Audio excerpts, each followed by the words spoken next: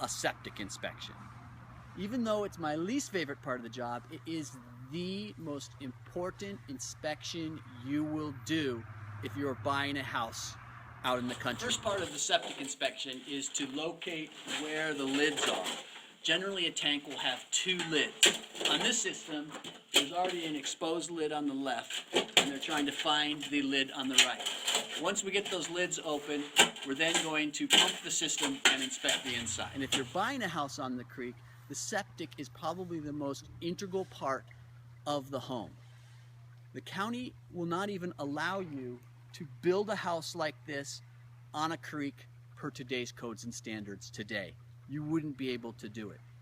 Now this house, like many houses on Austin Creek, are now grandfathered in, but you have to have a functioning septic system. What we're noticing on the solids that are inside the tank, that the water has raised high inside there, showing it's not working properly. That's one of the indications that we're having trouble when we look at an inspection. Then we don't want the solid to be that thick, so you need to pump these things out every 3 to 5 years. Once we pump it out, we'll be able to see if the inlet baffles, the outlet baffles are intact, or if there's any problems with the sidewalls or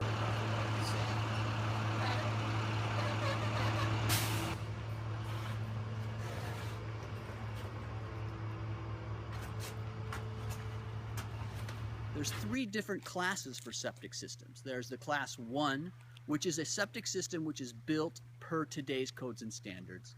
There's a septic system class 2 and a class 3. There's also what is called a conditional septic system.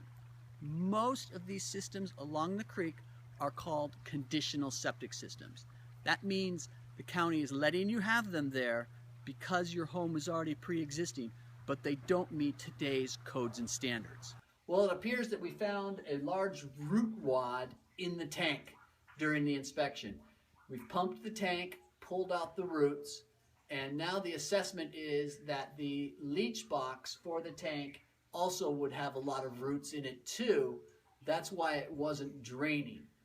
The reason is we've got a lot of redwoods around here. This is a pretty common thing with septic tanks, having the roots come out and get into the tank and clog the system. So we're going to have to clear out the system, and that's the assessment on the tank right now. A lot of clients ask me, they say, Dave, what do I need to do to maintain my system? What makes a healthy septic system? What should I do? What are some of the pointers that you could give to clients to maintain their systems? Well, to start off, I always tell the customers, no male items, no female items go down through there. Okay. No foreign objects.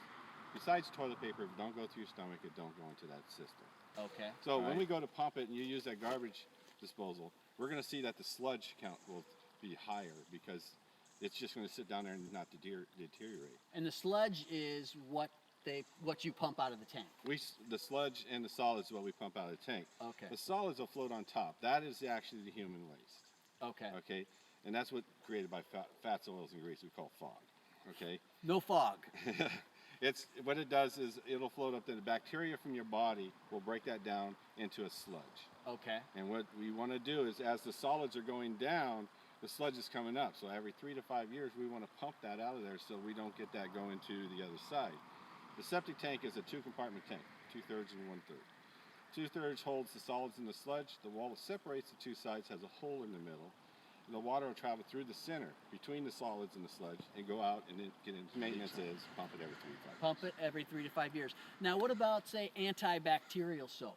No, the antibacterial soaps will kill the bacteria that we want to break that solids down, so we don't want you to be using that. Okay. And you'll find that in a lot of your hand pump soaps at your sinks. Right. And they used to say antibacterial, but now you got to read it because it says antibacterial. It's really low. And the reason is that bacteria that's in your body is the bacteria that goes into the tank, and that is good bacteria, and that's what you need to keep a healthy system. The septic tank is nothing but a giant stomach. Okay.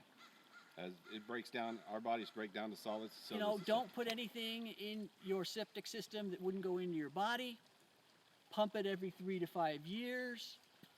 Make sure that you use if you're in the trees, to use a root killer to keep the roots from infiltrating into the system like we saw here. And you've got a healthy system. That's right. Okay, great. Well, septic systems are not glamorous and they're not the funnest part of my business, but they are the most important part of my business. Because if you're buying a home in the rural area that's either on a creek or a river, you've got to make sure your septic system is operating properly.